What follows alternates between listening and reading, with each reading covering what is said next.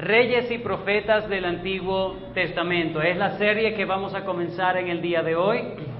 Y cuando hablamos de Antiguo Testamento, nosotros debemos preguntarnos en primer lugar, ¿qué es el Antiguo Testamento? De ahí podemos comenzar nuestra clase. Es una clase introductoria en el día de hoy. ¿Qué es el Antiguo Testamento? ¿Alguno podría decirme, sin mirar la pantalla, por favor? ¿Alguno podría darme alguna definición de lo que es Antiguo Testamento? ¿Qué es para usted Antiguo Testamento? ¿Cómo? Los acontecimientos antes de Cristo. Sí, es verdad. Lo resume bastante. La relación de Dios con la humanidad desde la fundación del mundo. Allí hay una pequeña definición que nosotros podemos dar de lo que es Antiguo Testamento, y es el trato inicial de Dios ¿con qué? Con la humanidad, a través de un pueblo étnico. ¿Cuál es ese pueblo étnico? Israel es el pueblo étnico. Ahora, el propósito del Antiguo Testamento no es verlo como que Dios está tratando solamente con el pueblo de Israel. Es el trato de Dios universal, el trato de Dios. Por eso es que Génesis capítulo 1 empieza hablando quién es el creador del cielo y de la tierra. Entonces, Dios es el creador de los cielos y de la tierra y presenta a Israel como el siervo de Dios, de ese creador de los cielos y la tierra. El asunto del Antiguo Testamento tiene la visión de la siguiente manera: Dios escoge a un pueblo para tratar con la humanidad a través de un pueblo, ¿ok? Por lo tanto, tiene que tratar con ese pueblo para poder tratar con el resto de la humanidad. Por eso es que vemos tanto hincapié en el pueblo de Israel. En el pueblo de Israel. Vamos a ir a algunos versículos, por favor, para que podamos entender lo que quiero expresar.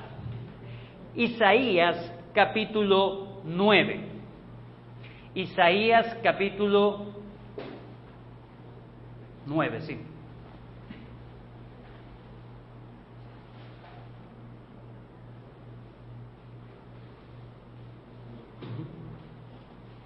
¿Alguien que me pueda ayudar, por favor, en la lectura de estos versículos? Alguien, por favor, busca Isaías capítulo 9, versículos 1 y 2. Mas no habrá cierta oscuridad para la que está ahora en angustia, tal como la aflicción que le vino en el tiempo que livianamente tocaron la primera vez a la tierra de Zabulón y a la tierra de Neftalí. Pues al fin llenará de gloria el camino del mar de aquel lado del Jordán en Galilea de los gentiles. El pueblo que andaba en tinieblas vio una luz, los que moraban en tierra de sombras de muerte de luz, resplandeció sobre ellos, ¿ok? Está hablando de que iba a haber una luz resplandeciente en Israel. Ahora, 49 del 1 al 7. Isaías 49 del 1 al 7.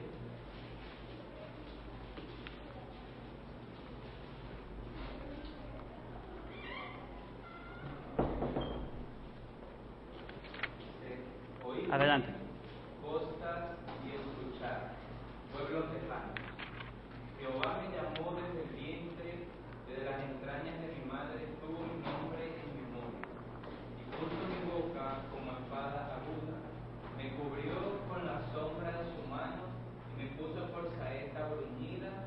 Me guardó en su aljaba y me dijo: mi siervo eres, oh Israel, porque en ti me gloriaré. Allá va. Mi siervo eres, oh Israel. Quiero que se pueda resaltar eso, ¿ok?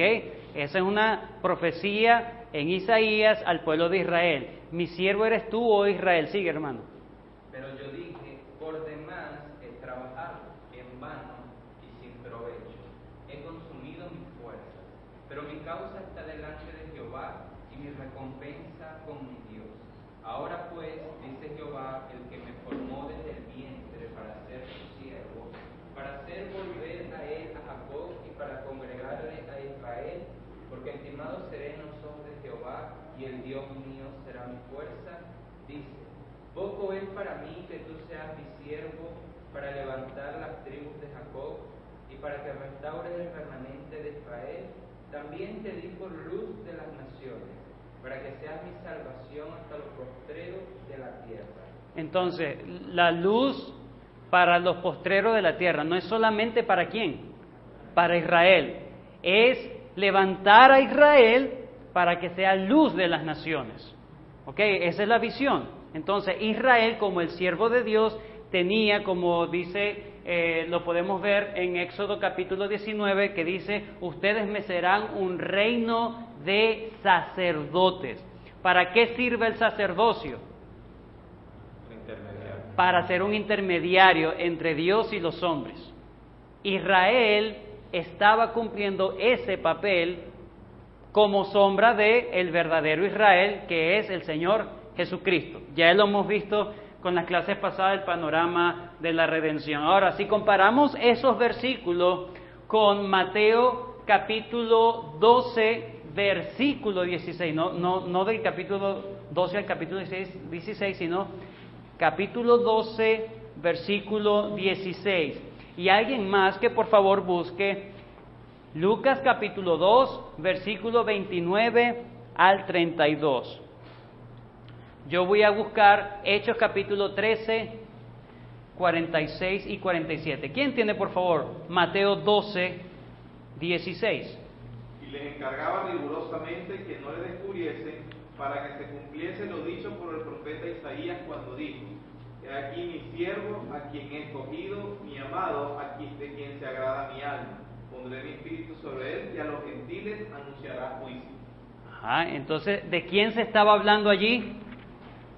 Del Señor Jesús. Recuerden, se estaba hablando de Israel como el siervo de Dios y ahora se habla en el Nuevo Testamento como el Jesús como el siervo de Dios.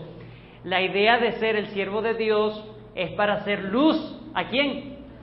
A las naciones, es a todo el mundo. La visión siempre fue para todo el mundo. La salvación siempre fue, desde antes de la fundación del mundo, siempre fue dirigida para, a través del pueblo étnico, salvar al resto del mundo. ¿Ok? Lucas capítulo 2, versículo 29 al 32. Ahora, Señor, despides a tu siervo en paz, conforme a tu palabra, porque han visto mis ojos tu salvación, la cual has preparado en presencia de todos los pueblos, luz para revelación a los gentiles y gloria a tu pueblo Israel. Entonces está Simeón alabando al Señor por haber visto la salvación de Israel, pero él dice, él es luz para las naciones. Hechos capítulo 13, versículo 46 al 47 dice: Entonces Pablo y Bernabé, hablando con denuedo, dijeron: A vosotros a la verdad era necesario que se os hablase que primero, ¿cuál es esa audiencia que en Pablo estaba hablando? A judíos.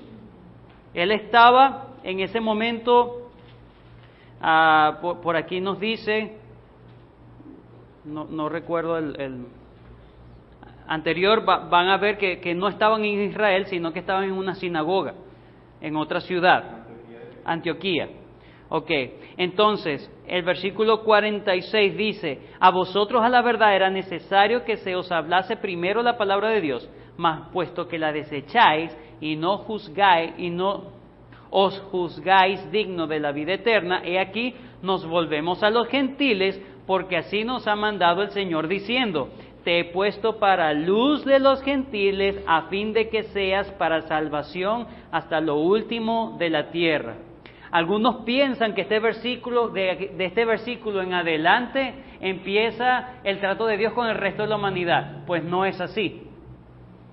Este versículo está confirmando la dureza de los israelitas, ¿verdad?, de los judíos, y simplemente el Señor ya está desechando a Israel como ahora ese sacerdocio, ¿verdad? Todas las naciones para saber de Dios debían acudir a Israel. Ahora el Señor le está diciendo: ahora yo envío mi siervo. En este caso está Pablo diciendo, el Señor dice que nosotros somos el siervo de Dios. para luz de las naciones. Entonces, es a través ahora de la iglesia. Es a través de la iglesia, que es ahora el pueblo de Dios, nosotros debemos ser luz para las naciones. No es para nosotros mismos, ¿ok? Es para reflejar la luz y la gloria del Evangelio de Dios al resto. Entonces, volvemos otra vez al Antiguo Testamento. ¿Qué es el Antiguo Testamento? El trato inicial de Dios con la humanidad a través del pueblo étnico. Ese sería un concepto para tener en cuenta en cuanto al Antiguo Testamento. ¿Qué podemos hablar del Nuevo Testamento entonces? Es el trato de Dios con la humanidad a través de un pueblo espiritual, la iglesia. Ese sería el Nuevo Testamento. ¿Ok? Así podemos entender tanto el Antiguo como el Nuevo Testamento. Entonces, el propósito de Dios nunca fue Israel, sino el mundo por medio de Israel. Éxodo 19, del 4 al 6, lo dice de esa manera. Entonces, que ellos deberían ser una nación sacerdotal. Sacerdotal no para ellos, sino para el resto del mundo. ¿Ok? Teniendo esa visión en claro, ese concepto en claro de lo que es el Antiguo Testamento, debemos entender entonces que el Antiguo Testamento se enfoca en redactar la historia de Israel. Por eso es que se redacta la historia de Israel. Por eso es que se enfoca en ese pueblo particular, el trato de Dios con ese pueblo, porque por medio de ese pueblo Dios iba a tratar con el resto de la humanidad. La historia de Israel es la historia del pueblo de Dios. Cuando usted lee la historia del pueblo de Israel, no diga en su corazón, pero eso fue para ellos. No, ellos representaban el pueblo de Dios en ese momento. Pero ahora usted, siendo descendiente de Abraham por medio de Cristo, ¿verdad? En Cristo, porque Él es la simiente prometida, entonces esas historias de alguna u otra manera tienen que ver con nuestra historia como pueblo de Dios. Por eso es que es importante conocer la historia de Israel. El Antiguo Testamento es desarrollar la historia de Israel para nuestro provecho como pueblo de Dios.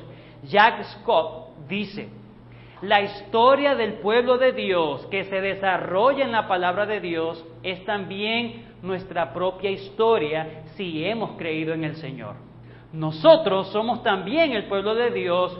Lo que Él le dijo a su pueblo hace miles de años tiene ciertamente una gran significación para nosotros hoy en día, porque Dios nunca cambia.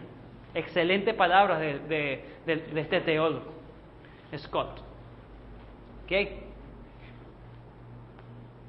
En ese sentido, vamos a empezar a ver la historia del pueblo de Israel. Nuestra serie va a estar enfocada, como tal, en una sección de la historia del pueblo de Israel, en solamente una sección. Los reyes y profetas surgieron en un tiempo de la historia de Israel, pero no siempre fue así. Pero para nosotros entender cómo surgen los reyes y profetas, debemos empezar desde el principio. Vamos a otro panorama bíblico ahorita rapidito. Rápidamente, no voy a ahondar en todos los detalles habidos por haber, porque los que me están escuchando en YouTube y los de ustedes que me están escuchando aquí, seguramente pueden ver las clases de Gran Panorama Bíblico. Vamos con los primeros 5 libros de la Biblia. ¿Cuáles son los 5 primeros libros de la Biblia? Génesis, Éxodo, Levítico, Número y Deuteronomio. ¿Qué es eso? Lo llaman el Pentateuco. Ahora, ¿qué es el Pentateuco? ¿Para qué nos sirve el Pentateuco? Bueno, es donde Dios comienza su obra. No solamente su obra de creación, sino con su obra de redención. Su obra de creación, ¿verdad?, que abarca 2 capítulos nada más. Y su obra de redención, que va desde el capítulo 3 de Génesis hasta Apocalipsis, de hecho. Pero en este momento De ahí en adelante empieza la historia de la redención. Yo vine a buscar y a salvar lo que se había perdido. ¿Dónde nos perdimos? Génesis capítulo 3. ¿Ok? Eso es toda la Biblia. Entonces, Dios comienza su obra. Esto nosotros lo podemos ver como un título teológico para entender el grueso del libro de Génesis. El libro de Génesis, teológicamente, podemos decirlo que es la historia de los patriarcas de Israel, Abraham, Isaac y Jacob, con la obra creativa y el pecado del hombre como trasfondo, como telón de fondo. ¿Ok? La Biblia no quiere enfocarse tanto en la creación, simplemente te dice Dios es el creador. Los científicos, ¿cómo fue la creación? La Biblia no lo dice. La Biblia no entra en mucho detalle. La Biblia su enfoque no es tanto la creación, es el pueblo de Dios. ¿Ok? Entonces, es la historia de los patriarcas, Abraham, Isaac y Jacob, con la obra creativa de Dios y el pecado del hombre como trasfondo. ¿Qué vemos en Génesis? Vemos a Dios como el creador y rey de toda la tierra. Segundo, vemos al hombre como corona de la creación, diferente al resto de la creación. ¿Cuál es la diferencia del hombre con el resto de la creación? Imagen y semejanza de Dios. ¿Eres tú una buena imagen de Dios en la tierra? Ese es el propósito de nosotros aquí. Todas tus actitudes, todas tus palabras, tu pensamiento, cómo te comportas, cómo asumes las cosas, estás reflejando, estás siendo una buena imagen de Dios. Eso es el propósito allí es donde nosotros debemos buscar, Señor, que sea la imagen de tu Hijo Jesucristo en nosotros. ¿Ok? Amén. Pero vemos que más, esa imagen se estropeó por medio de la caída, Génesis capítulo 3. Luego de ahí en adelante vamos a ver la vida después de la caída. ¿Cómo fue la vida después de la caída? Desastrosa, horrible, hostil, violenta, pecaminoso. Tan pecaminoso que Dios mandó el diluvio universal, destruyó todo.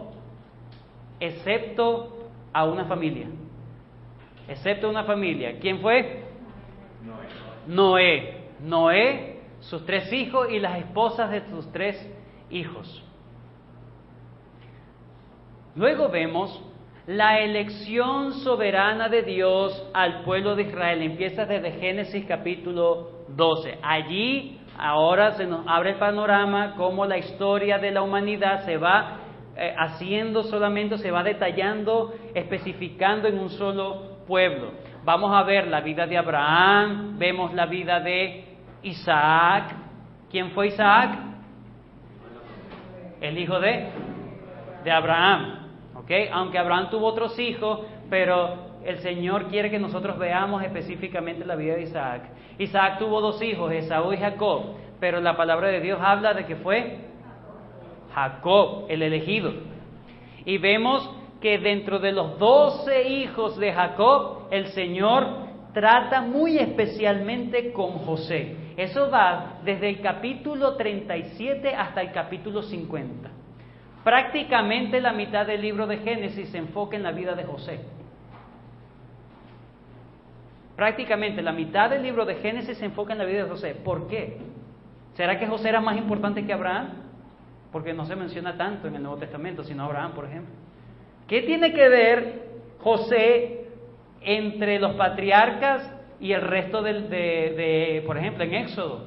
Bueno, la historia de José nos dice que Dios es fiel a su promesa. Esa es la historia de José. Dios es fiel a su promesa. ¿Cuál era la promesa de Dios a Abraham? Que iba a tener ¿qué? Una descendencia, ¿cierto? Iba a tener una tierra. Iba a ser una bendición. Va a venir una hambruna, y el Señor trata con José para sacarlo, llevarlo a Egipto y guardar al pueblo de Dios de perecer en la hambruna. La fidelidad de Dios. ¿Ok? Es la fidelidad de Dios. Eso es lo que nos muestra el libro de Génesis. Entonces, es los patriarcas con el pecado y Dios como creador de telón de fondo. Seguimos. El Éxodo. Ellos llegan a Egipto. Y de Egipto ellos se multiplican.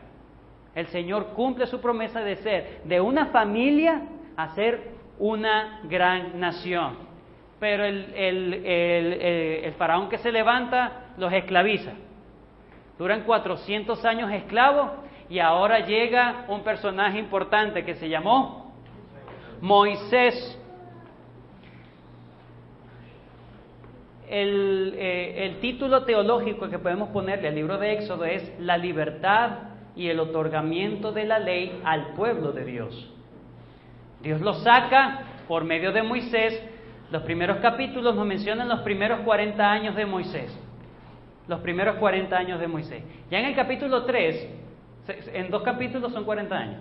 En el capítulo 3 se nos habla del llamado de Moisés y de ahí en adelante hasta el capítulo 15 se nos habla de la liberación de Israel por medio de Moisés, ¿verdad? Con mano poderosa de Dios y todo eso.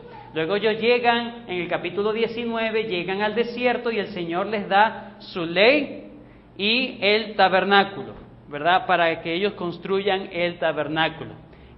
Recuerden, estoy haciendo esto para que veamos poco a poco cómo se va la historia de Israel hasta llegar a los reyes y profetas. Seguimos. Luego el Levítico, ¿verdad? Es la necesidad de vivir santamente. Ya el Señor agarra un pueblo, lo traslada al Sinaí y ahora les dice, estas son mis leyes, quiero que vivan aparte del resto de las naciones. Entonces el Señor entrega sus leyes, les dice cómo deben vivir. Hay leyes, las primeras leyes son para acercarse a Dios, cómo deben acercarse a Dios, cuáles son los cultos en el tabernáculo y las leyes de cómo debían convivir ellos como nación, leyes de vida santa ante Dios. Luego vamos al libro de Números. En el libro de Números nos habla de las 2 generaciones. ¿Cuáles son las 2 generaciones de Israel? Los que salieron y los que entraron. 2 generaciones diferentes. Los que salieron fueron más que los que entraron. Eso es importante. Importantísimo. Muchos son llamados, pocos los escogidos. No todos van a entrar. La puerta está abierta para todos, pero pocos van a entrar. Y esa es una ley que el Señor ha puesto. No todo el que se dice ser cristiano lo es. No todo el que llama al Señor, Señor, entrará en el reino del Padre, sino el que hace la voluntad de Dios. Amén.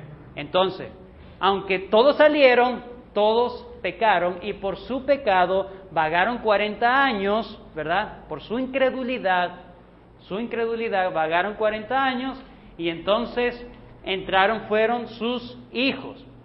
El libro de Números nos habla teológicamente del castigo de Dios a la incredulidad. Yo no creo. Bueno, sí, Dios te respeta. Ya va. Dios castiga severamente la incredulidad a su palabra, hermano. Eso es lo que nos muestra el libro de Números. En el libro de Números se nos muestra en el momento que Moisés no escuchó la palabra de Dios, porque Dios le dijo, háblale a la piedra y ella va a dar agua. Y Moisés lo que hizo fue darle palazos a la piedra dio agua. Pero Dios le dijo a Moisés, por cuanto no me engrandeciste, no me glorificaste ante los ojos del pueblo, no vas a entrar a la tierra prometida. Incredulidad. El libro de Números nos habla del castigo, de cómo es Dios de severo a quien no cree su palabra. El infierno es eso, hermano. Es el castigo severo por no creer en Dios. Es el castigo severo. Dios no toma por inocente al culpable. Y Dios lo castiga retributivamente, lo hace justamente. Entonces, en el libro de Números se nos habla del primer censo de Israel, eran bastantes. Luego nos habla de que ellos pecan y empieza la errancia en el desierto. Luego se nos habla del segundo censo de Israel, eran pocos, eran los hijos. Y se nos habla de un evento muy importante, a Josué como el sucesor de Moisés. Luego vemos el libro de Deuteronomio, es la recapitulación de la ley. ¿A quién se le da otra vez la ley? A los hijos que ahora iban a entrar a la tierra prometida. Entonces, el Deuteronomio nos habla, el título teológico del libro de Deuteronomio nos habla de las bendiciones de la obediencia y las maldiciones de la desobediencia. Allí vamos a ver 3 mensajes finales de Moisés, 3 sermones de Moisés. Ese es el libro de Deuteronomio, son 3 sermones de Moisés y se nos narra la muerte de Moisés. Eso es en síntesis el libro de Deuteronomio. Ahora, muere Moisés. ¿Y ahora qué pasa con la historia del pueblo de Dios? El Señor levanta a Josué y por medio de él, en su libro, se nos narra la conquista y distribución de la tierra prometida. Este pueblo ahora empieza, conquista y se establece. Conquista, se establece y se distribuye en la tierra prometida. Eso es lo que nosotros vamos a ver desde el libro de Josué hasta el capítulo 2 de segunda de Samuel. Creo que es segunda de Samuel o primera de Samuel. Ok. La promesa de Dios, ese es el título teológico de Josué. La promesa de Dios en cuanto a la tierra prometida se cumple. Seguimos. Luego viene el libro de los jueces. Es la vida inicial del pueblo de Dios en la tierra prometida. El libro de jueces nos habla de Dios en la teocracia. Teocracia es, ¿quién es el que gobierna? Dios. ¿Por qué se hablan de jueces? Porque ellos los que iban a juzgar por medio de la ley de Dios. Los jueces no eran los legisladores, ellos eran los ejecutores de la legislación de Dios, ¿sí? Entonces, todavía no había rey en Israel. De hecho, el libro de los jueces probablemente se nos habla, está quien la redactó, el libro de los jueces, simplemente lo hizo en el tiempo de los reyes para que la gente entendiera lo siguiente: la confusión que se produce cuando la gente va en pos de sus propios caprichos. Eso es lo que nos enseña, teológicamente hablando, el libro de los jueces. La confusión que produce cuando la gente va en pos de sus propios juicios, de sus propios caprichos, como yo creo, como yo siento, como me parece. Se hablan de 12 jueces. Se habla de un ciclo de pecado, clamor y liberación. El pueblo hacía lo que bien le parecía. Y esta es la antesala a nuestras clases de los reyes y profetas, ¿ok? El libro de jueces es muy importante para entender cómo surge la monarquía. Entonces, vamos a leer este versículo, por favor. Jueces, capítulo 2. Jueces, capítulo 2.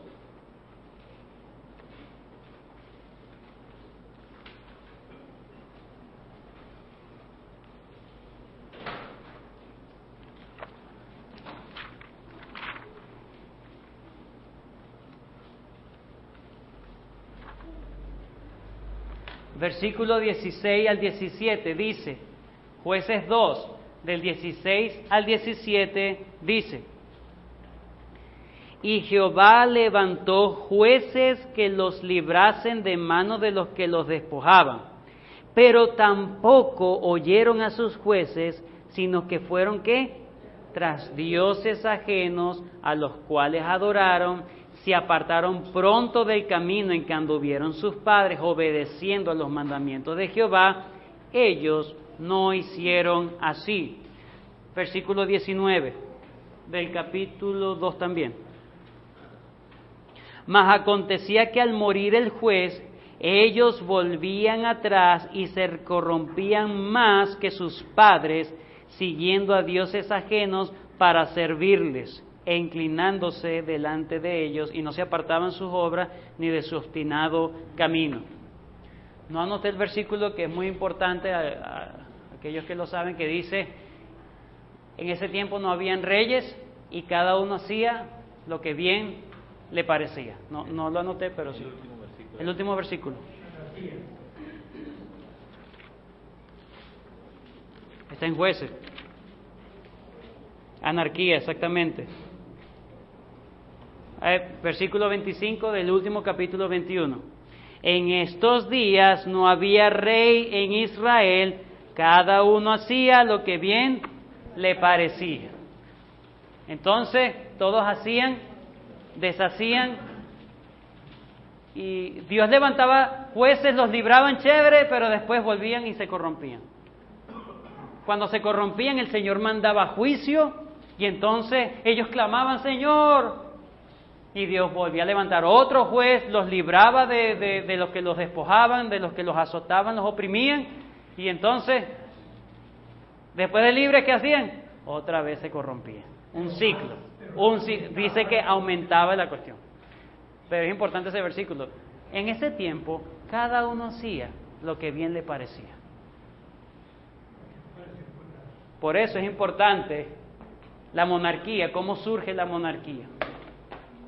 Ahora, muchos podrían decir, la teocracia no sirve, porque si cada uno hacía lo que bien le parecía, entonces no era práctico. Ahora, ¿cuál es el problema allí? ¿La teocracia o los hombres? Los hombres. La ley es santa, los hombres son pecadores. Y eso, el pecado no es aquí solamente en Venezuela y la violencia aquí, eso siempre fue, siempre ha sido. El hombre siempre ha sido pecador, la humanidad siempre ha sido corrupta. Es lo que nos muestra el libro de Jueces entonces. Luego Ruth, ¿verdad? Estamos Génesis, Éxodo, Levítico, Número, Deuteronomio, Josué, Jueces, Ruth. Es el octavo libro, lo estamos diciendo en forma como están allí en la Biblia. Ruth es una historia en el tiempo de los jueces, una historia en esos tiempos. ¿Por qué está el libro de Ruth metido allí como colado? ¿Por qué será? ¿Qué tan importante es el libro de Ruth? ¿Acaso Ruth era la única mujer que vivía en tiempo de jueces? ¿Por qué tanto resaltar a Ruth? ¿Quién era Ruth? Era de Israel. ¿Por qué resaltar a una mujer? De paso era mujer, no estamos hablando de que discriminamos, pero en ese tiempo, por lo general, la cultura oriental era no tener, o sea, la mujer no contaba prácticamente, no contaba la mujer. Ahora, pero fíjense cómo un libro, obviamente ella no lo escribió. Se dice, la tradición judía dice que fue David, inclusive, quien pudo haber escrito este libro. Entonces, para hablar, porque David era un rey de Israel, fue un rey de Israel, y él estaba hablando de su antepasado. ¿Ok? Entonces, el libro de Ruth, ¿por qué está en el canon bíblico? ¿Qué ocurre en el libro de Ruth? Una moabita, no siendo pueblo de Dios, nos habla de la bendición. La bendición divina se derrama sobre quien decide servir a Dios, sea de Israel o no. Ese es el libro de Ruth. Ruth se casa con un judío. Este hombre judío va a Moab. De hecho, su familia muere su suegro, muere su cuñado y muere su esposo. Se queda sola su suegra quiere volver a Israel y su concuñada se llama, ¿verdad? Orfa, si no me equivoco. Se devolvió para Moab y Ruth le dice a Noemí, su suegra, tu Dios será mi Dios, tu pueblo será mi pueblo, y ella fue a Israel. Ella se convirtió al judaísmo, digámoslo de esa manera. Pero no solamente eso, sino que Dios la introdujo en la línea de los reyes de Israel. porque ella fue la abuela o bisabuela. Ruth capítulo 4. La abuela de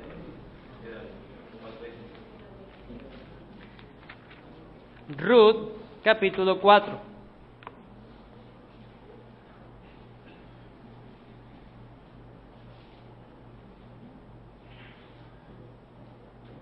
Recuerden que ella se casa con Booz. ¿Ok? ¿De dónde viene Booz? Versículo 18, capítulo 4, versículo 18. Estas son las generaciones de Fares. ¿Quién es ese Fares? Fares está nombrado en el libro de Génesis, capítulo 38. Un hijo de Judá. Fares era un hijo de Judá, un hijo de Jacob. Fares engendró a Esrom. Esrom engendró a Ram. Ram engendró a Aminadab. Aminadab engendró a Nasón. Nasón engendró a Salmón. Salmón engendró a Booz. Y Booz engendró a Obed. ¿Quién fue el hijo de Ruth y Booz? Obed. Obed engendró a Isaí. ¿Sería quién? El nieto, ¿cierto? Isaí engendró a quién. ¿Y quién fue David? Uno de los reyes de Israel. Entonces David, descendiente directo de Judá, descendiente directo, es un eslabón importantísimo en la historia de la redención, el libro de Ruth. Conecta a David con Judá. Ese es el libro de Ruth, conexión de David con Judá, Judá con Jacob, Isaac y Abraham por allá, Noé y Adán. Pero ahora sí, vamos a lo que es el Primera de Samuel. Primera de Samuel. ¿Qué nos habla Primera de Samuel? Y ya aquí, ya sí vamos a entrar ya en materia. Esta era la introducción. Vamos ahora con la clase. No, esta parte de la clase, tranquilo. Dice, Primera de Samuel es el fin de la teocracia y el comienzo de la monarquía. Recuerden, ahora es que vamos a llegar a la sección de los reyes y profetas del Antiguo Testamento. Ya hemos recorrido desde el principio hasta ahora, cada quien hacía lo que bien le parecía, y se levanta en ese momento, Dios levanta a Samuel, un jovencito que fue dedicado a la obra de Dios desde muy temprana edad. Podemos llamar ese título teológico el reavivamiento espiritual y prosperidad del pueblo de Dios. ¿A qué prosperidad me refiero? ¿A qué prosperidad me refiero? Una prosperidad espiritual. ¿Ok? Empezaron a enderezarse las cosas cuando empezó la monarquía. Entonces, el reavivamiento espiritual y la prosperidad del pueblo de Dios. ¿Qué nos habla el libro de Samuel? En primer lugar, vemos que él es contado como uno de los últimos jueces de Israel y contado como uno de los primeros profetas de Israel. Ahora, ¿quién fue profeta antes de Samuel? Moisés, perfecto, Moisés. ¿Ok? Entonces, pero de ahí nuestro enfoque de reyes y profetas empieza aquí, en Samuel, en los tiempos de Samuel. Samuel da una profecía porque Israel pide un rey. Vamos a quedarnos allí en Primera de Samuel, capítulo 8. Vamos a ver algunos detalles importantes de ese capítulo. Primera de Samuel, capítulo 8.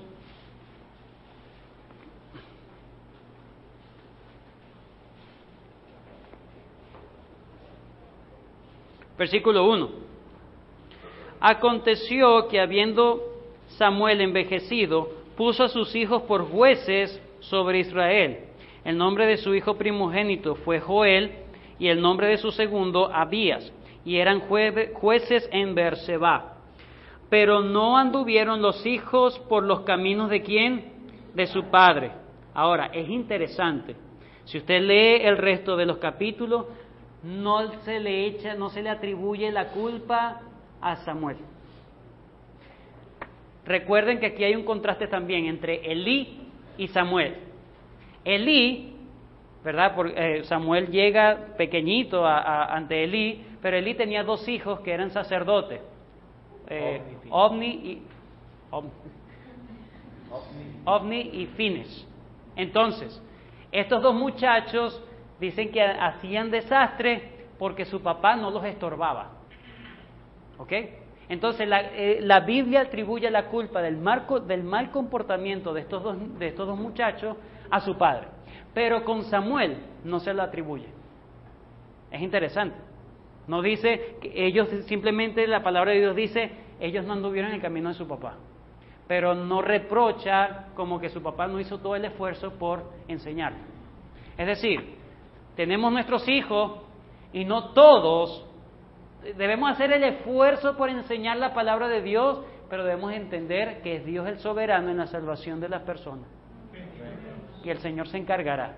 Ellos son responsables ante Dios, pero sea usted responsable como padre de enseñar correctamente las Escrituras, y el Señor, si Dios quiere, la gracia de Dios puede salvar a sus muchachos. ¿Ok? Pero en este caso no se resalta como que el mal comportamiento fue por causa del padre o le atribuye culpa al padre, sino que le da toda la responsabilidad a estos muchachos. Entonces, versículo 4, todos los ancianos de Israel se juntaron y vinieron a Ramá para ver a Samuel. Y le dijeron, he aquí tú has envejecido y tus hijos no andan en tus caminos.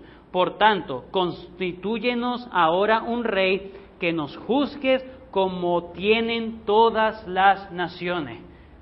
La gente dice, ya no aguantamos más, los jueces están corruptos, queremos un rey. Eso puede sonar muy bonito, pero el corazón de Israel era, queremos ser como las demás naciones. No era simplemente, queremos que esto se acomode y que alguien por favor, ponga orden, mano dura para que esto se acomode y seamos el pueblo de Dios que debemos ser. No, queremos ser como los demás. ¿Qué dijo Dios en Éxodo? Ustedes me serán un pueblo especial, apartado. Para eso le dio Dios la ley a Israel. Israel entonces ahora quiere ser como los demás. Quiere ser como los incrédulos. El que quiere ser como incrédulo es porque es incrédulo. Es así. Y Samuel lanza una profecía. Ahora, ahí hay unos versículos que coloqué por razón del tiempo, no lo vamos a buscar nosotros, pero en Génesis capítulo 17, versículo 6, se nos habla de que Dios le promete a Abraham que de él saldrían reyes. ¿Ok? Es decir, el asunto de los reyes no es que Dios empezó, se le ocurrió, oye, sería bueno, esta gente tiene buena idea, vamos a constituir reyes. No. El asunto de los reyes ya está planificado antes. ¿Ok? Ahora, en Deuteronomio 17, 14 al 20, si lo vamos a buscar porque es muy importante. Deuteronomio, fíjense, ya en Deuteronomio se habla de cómo debería comportarse un rey cuando Israel iba a tener el rey. Fíjense la ley que Dios le da a los reyes. Deuteronomio 17.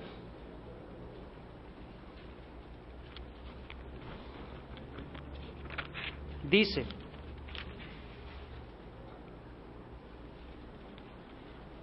perdón, 14, ahí está, lo coloqué mal, pero es del 14 al 20, dice, cuando hayas entrado en la tierra que Jehová tu Dios te da, y tomes posesión de ella, y la habites y digas, pondré un rey sobre mí, como todas las naciones que están a mis alrededores, ya el Señor lo había... Esta es una profecía, hermano. ¿Ok? Cuando tú digas eso, que lo vas a decir. No se les ocurrió a ellos decirlo. Dios dijo, tú lo vas a decir.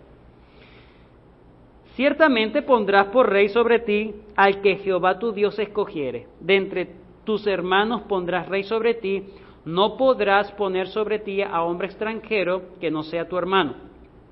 Pero él no aumentará para sí caballos, esa sería la ley para el rey, ni hará volver al pueblo a Egipto con el fin de aumentar caballos, porque Jehová os ha dicho, no volváis nunca por este camino, ni tomará para sí muchas mujeres, para que su corazón no se desvíe. Me acordé de Salomón, sigo. Ni plata ni oro amontonará para sí en abundancia. Me acuerdo de otro rey por allí, que lo vamos a estudiar.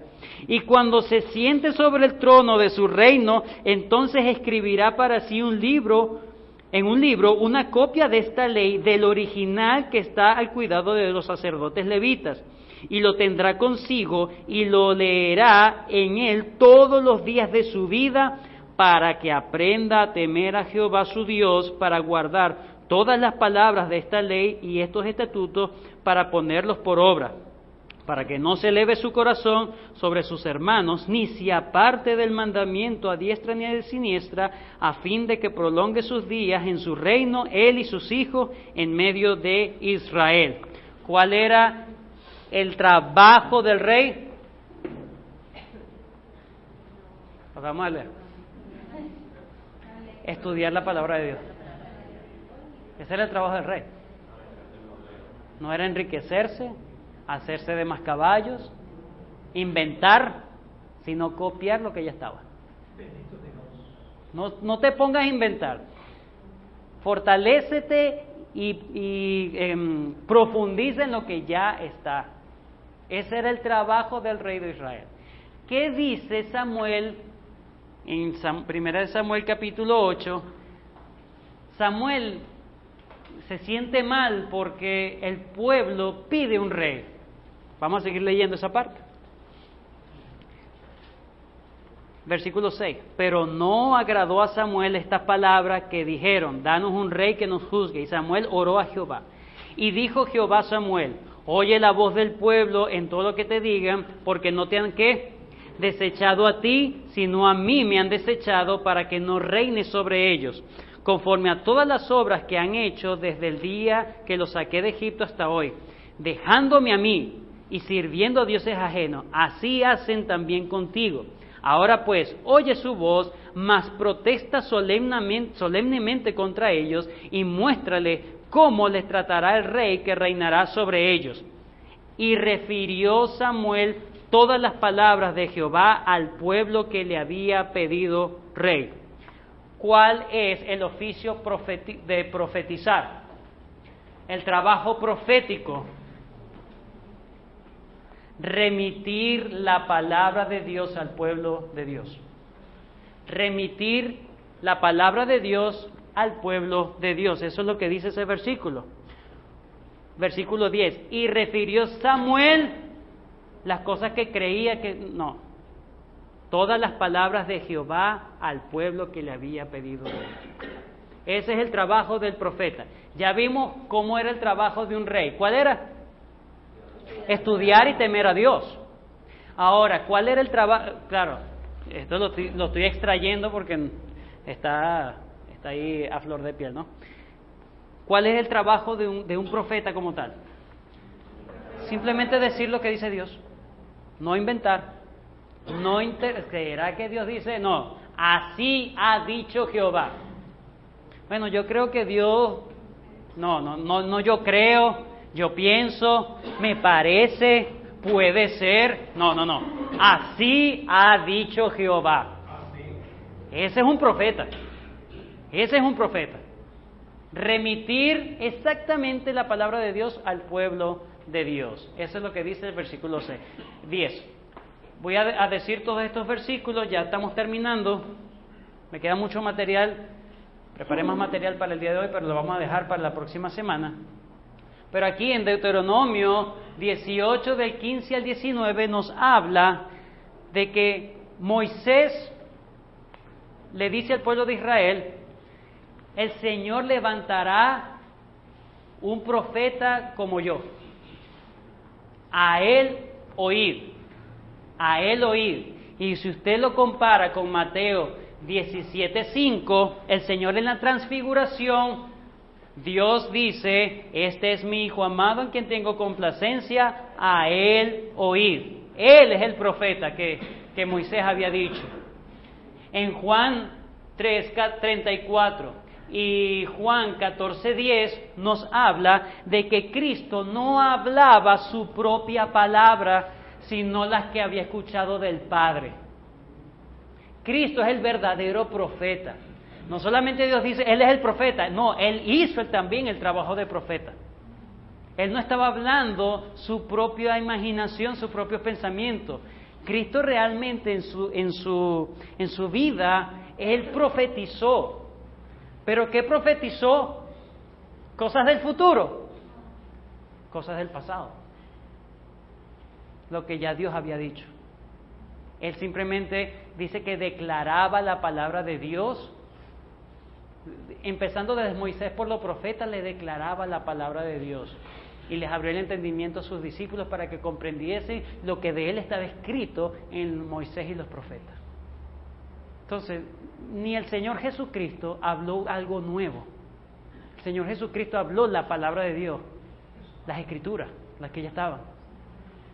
Entonces, en Hebreos capítulo 1, versículo del 1 al 2 dice, Dios, habiendo hablado muchas veces y de muchas maneras a nuestros padres, ¿por los qué?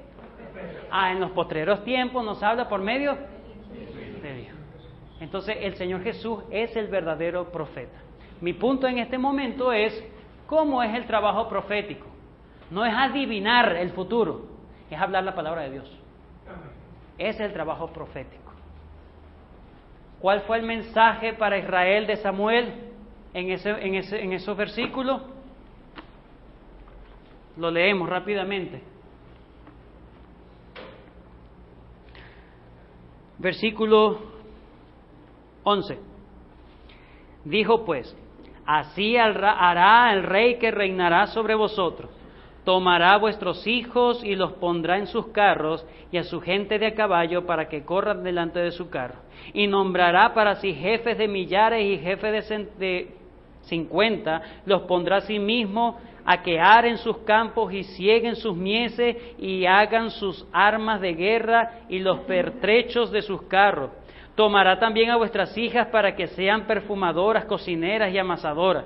Asimismo tomará lo mejor de vuestras tierras, de vuestras viñas y de vuestros olivares y los dará a sus siervos. Diezmará vuestro grano, no los granos de él, sino los de los otros, y vuestras viñas, para dar a sus oficiales y a sus siervos. Tomará vuestros siervos y vuestras siervas, vuestros mejores jóvenes y vuestros asnos, y con ellos hará sus obras. Diezmará también vuestros rebaños y seréis sus siervos. Clamaréis en aquel día a causa de vuestro rey que os habréis elegido, mas Jehová no os responderá en aquel día. Pero el pueblo no quiso oír la voz de Samuel y dijo, no, sino que habrá rey sobre nosotros. Necedad pura. Necedad pura se llama eso. Eso es desechar al rey perfecto y bueno por un rey imperfecto y malo. Eso es necedad. Israel no es tan diferente a nosotros. Israel no es tan diferente. O nosotros no somos tan diferentes a ese Israel. Uy, pero es que es verdad, qué necio, qué ciego. Más acto de ceguera espiritual que ayer aquí en Barquisimeto. Bueno, pero es que los cristianos también son ciegos. Porque no, rehuyen al señorío de Dios, el Rey perfecto y bueno. Y a lo bueno llaman mal. Y prefieren cualquier otro rey en su vida, que es imperfecto y malo. Así somos. El mensaje de Samuel a Israel está diciendo, ustedes están desechando el mejor y están buscando lo peor. Nosotros como pueblo de Dios a veces hacemos eso.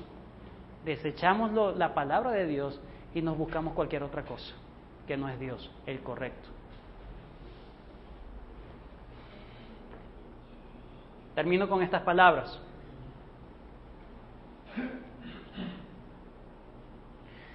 Ellos, de Jack Scott, ellos querían tener un rey que los juzgara y que fuera delante de ellos y peleara por ellos. Eso es lo que dice el versículo 20. Dios había hecho todas esas cosas por ellos y nunca los había abandonado, pero al final sus reyes los abandonarían, como sucedió en verdad con el último rey de Judá antes de la caída de Jerusalén. Cuando estudiamos la historia del último rey de Judá, usted se va a dar cuenta que él huyó, él no permaneció allí. En esencia, lo que el pueblo decía era: no queremos caminar por fe ante un rey invisible, sino por vista ante un rey visible. Acertadísimo las palabras de Jack. Voy a dejar la clase hasta aquí porque todavía falta. Pero hacemos algunas aplicaciones, hermano. Recuerden, la historia de Israel, como pueblo de Dios, ¿verdad? Cristo la cumple a perfección. Ahora, nosotros somos pueblo de Dios porque estamos en Cristo. Veamos cómo se comportó Israel, porque esa historia a veces la estamos repitiendo en nuestras vidas. No desechemos al Señor. Dejemos que Él realmente gobierne. Los reyes y profetas surgen, una sección de la historia de Israel surge por la incredulidad, por desechar a Dios. Eso es la historia de los reyes y profetas. Muchos creen, no, qué bueno los reyes y profetas, Dios. No, es al revés. Qué lástima que empezaron a sufrir eso. El rey lo que tenía que era encargarse de temer a Dios. Y Samuel les dijo, no, ese no va a hacer nada de eso. Va a agarrar a sus hijos, a sus hijas, va a hacer de todo. Por su necedad. Hermano, cuando escuchamos la palabra de Dios, debemos oír la palabra de Dios. Y oír no es simplemente, entendí. Es hacer. Oír es hacer.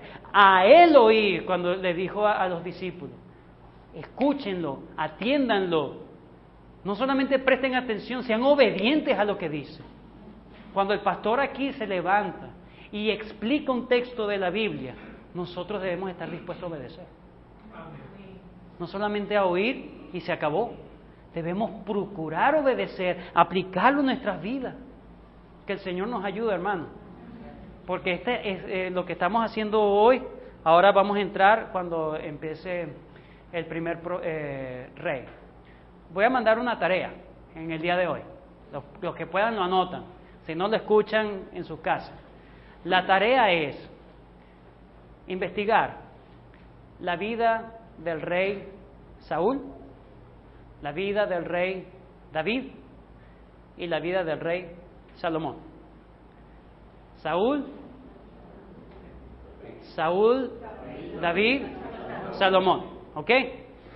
Cuando digo investiguen, es decir, traten de leer todo lo que puedan, no solamente de comentarios, no, la Biblia.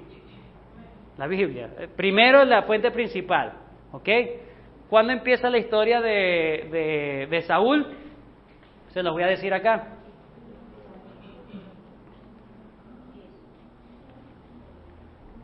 La próxima clase va a estar basada entre Primera de Samuel capítulo 9 y Primera de Reyes capítulo 11.